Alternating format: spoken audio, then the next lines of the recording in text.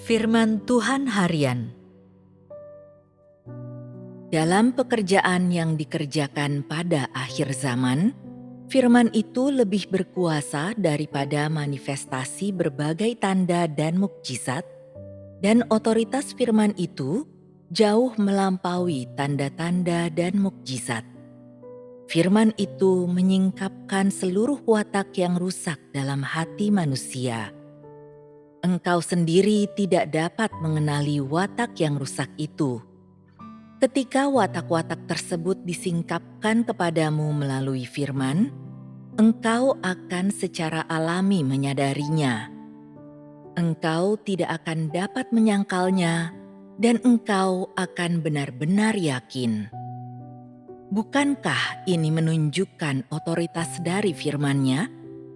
Inilah hasil yang dicapai oleh pekerjaan firman saat ini. Jadi, manusia tidak dapat sepenuhnya diselamatkan dari dosa-dosanya melalui kesembuhan penyakit atau pengusiran roh-roh jahat, dan tidak dapat sepenuhnya dilengkapi melalui manifestasi berbagai tanda dan mukjizat. Otoritas untuk menyembuhkan orang sakit dan mengusir roh-roh jahat hanya memberi kepada manusia kasih karunia. Namun daging manusia masih tetap menjadi milik iblis, dan watak iblis yang rusak masih tetap tinggal dalam dirinya. Dengan kata lain, orang yang belum dijadikan tahir masih menjadi milik dosa dan kenajisan. Hanya setelah manusia dijadikan tahir melalui firman, dia pun telah didapatkan oleh Tuhan, dan dia pun menjadi kudus. Ketika roh jahat diusir dari manusia dan manusia ditebus, ini hanya berarti bahwa dia telah direbut dari tangan iblis dan dikembalikan kepada Tuhan. Namun, manusia belum ditahirkan atau diubahkan oleh Tuhan, dan dia masih tetap rusak. Di dalam diri manusia masih ada kenajisan, penentangan, dan pemberontakan.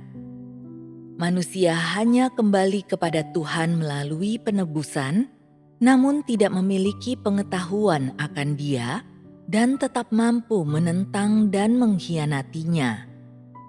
Sebelum manusia ditebus, banyak racun iblis yang telah tertanam kuat di dalam dirinya. Setelah ribuan tahun dirusak oleh iblis, di dalam diri manusia terdapat sifat dasar yang selalu menolak Tuhan. Oleh karena itu, ketika manusia telah ditebus, manusia mengalami tidak lebih dari penebusan, di mana manusia dibeli dengan harga yang mahal, namun sifat beracun dalam dirinya masih belum dihilangkan. Manusia masih begitu tercemar, sehingga harus mengalami perubahan sebelum layak untuk melayani Tuhan. Melalui pekerjaan penghakiman dan hajaran ini, manusia akan sepenuhnya menyadari substansi mereka sebenarnya yang najis dan rusak, dan mereka akan dapat sepenuhnya berubah dan menjadi tahir. Hanya dengan cara ini, manusia dapat dilayakkan untuk kembali menghadap tahta Tuhan. Semua pekerjaan yang dilakukan sekarang ini bertujuan agar manusia dapat ditahirkan dan diubahkan. Melalui penghakiman dan hajaran oleh firman-Nya, serta melalui pemurnian, manusia dapat mengenyahkan kerusakan dirinya dan disucikan. Daripada menganggap tahap pekerjaan ini sebagai tahap penyelamatan, lebih tepat menganggapnya sebagai tahap pekerjaan penyucian. Sebenarnya, tahap ini merupakan tahap penaklukan dan juga tahap kedua penyelamatan. Manusia dijadikan milik Tuhan melalui penghakiman dan hajaran oleh firman. Melalui penggunaan firman untuk memurnikan, menghakimi, dan menyingkapkan semua ketidakmurnian, gagasan, motif, dan harapan pribadi dalam hati manusia akan sepenuhnya tersingkap.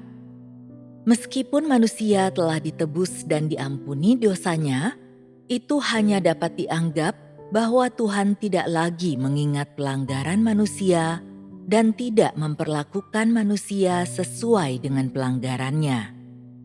Namun, ketika manusia hidup dalam daging dan belum dibebaskan dari dosa, dia hanya bisa terus berbuat dosa tanpa henti menyingkapkan watak rusak iblis dalam dirinya. Inilah kehidupan yang manusia jalani, siklus tanpa henti berbuat dosa dan meminta pengampunan. Mayoritas manusia berbuat dosa di siang hari, lalu mengakui dosa di malam hari.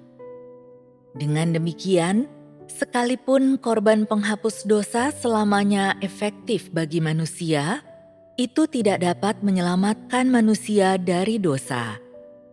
Hanya separuh dari pekerjaan penyelamatan telah diselesaikan karena watak manusia masih rusak. Misalnya, ketika manusia tahu bahwa mereka keturunan Moab, mereka mengeluh, tidak lagi mencari kehidupan, dan menjadi benar-benar negatif. Bukankah ini menunjukkan bahwa mereka masih tak mampu untuk sepenuhnya tunduk di bawah kekuasaan Tuhan? Bukankah tepat seperti inilah watak rusak iblis? Jika engkau tidak ditundukkan dengan hajaran, tanganmu terangkat lebih tinggi dari semua orang lain, bahkan lebih tinggi dari Yesus. Dan engkau berteriak dengan suara nyaring, "Jadilah anak Tuhan yang terkasih." Milikilah hubungan yang intim dengan Tuhan. Lebih baik kita mati daripada tunduk kepada iblis. Ayo kita berperang melawan si iblis tua. Ayo kita berperang melawan si naga merah yang sangat besar. Tumbangkan si naga merah yang sangat besar dari kekuasaannya. Biarlah Tuhan menjadikan kita sempurna. Teriakanmu lebih keras dari teriakan semua orang. Tetapi kemudian datanglah waktu hajaran dan sekali lagi watak rusak manusia tersingkap. Lalu teriakan mereka pun berhenti dan mereka tidak lagi memiliki tekad. Inilah kerusakan manusia. Kerusakan itu lebih dalam daripada dosa, ditanam si iblis dan berakar kuat dalam diri manusia. Tidak mudah bagi manusia untuk menyadari dosa-dosanya. Manusia tidak dapat mengenali sifat dasarnya sendiri yang telah berakar begitu dalam. Hanya melalui penghakiman oleh firman, dampak seperti itu dapat dicapai. Hanya dengan demikian, manusia secara bertahap diubahkan dimulai dari titik tersebut hingga seterusnya. Manusia berteriak seperti itu di masa lalu karena tidak memiliki pemahaman akan watak bawaannya yang rusak. Seperti itulah ketidakmurnian dalam diri manusia. Di sepanjang periode penghakiman dan hajaran yang begitu panjang, manusia hidup dalam atmosfer ketegangan. Bukankah semua ini dicapai melalui firman? Tidakkah engkau juga berteriak dengan suara nyaring sebelum ujian para pelaku pelayanan? Masuklah ke dalam kerajaan. Semua orang yang menerima nama ini akan masuk ke dalam kerajaan. Semuanya akan mengambil bagian dalam Tuhan. Ketika para pelaku pelayanan mengalami ujian, engkau tidak lagi berteriak.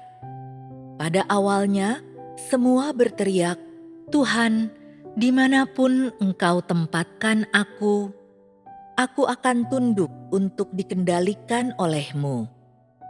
Setelah membaca firman Tuhan, siapa mau menjadi Paulusku? Manusia berkata, "Aku mau." Lalu dia membaca firman, siapa bersedia memiliki iman Ayub? Dan dia berkata, "Aku bersedia memiliki iman Ayub." Tuhan, ujilah aku. Ketika ujian datang kepada para pelaku pelayanan, Dia pun langsung ambruk dan hampir tak mampu berdiri lagi. Setelah itu, ketidakmurnian dalam hati manusia pun berangsur berkurang. Bukankah ini yang dicapai melalui firman? Jadi, apa yang engkau semua alami sekarang adalah hasil yang dicapai melalui firman, yang bahkan lebih besar daripada yang dicapai melalui pekerjaan Yesus yang melakukan tanda-tanda dan mukjizat. Kemuliaan dan otoritas Tuhan sendiri yang engkau saksikan tidak semata terlihat melalui penyaliban, penyembuhan orang sakit, dan pengusiran roh jahat, tetapi terlebih dari itu, terlihat melalui penghakimannya oleh firman. Hal ini menunjukkan kepadamu bahwa otoritas dan kuasa Tuhan bukan hanya tanda-tanda dan mukjizat, orang sakit disembuhkan dan roh jahat diusir, melainkan penghakiman oleh firman yang jauh lebih mampu untuk merepresentasikan otoritas Tuhan dan menyingkapkan kemahakuasaannya.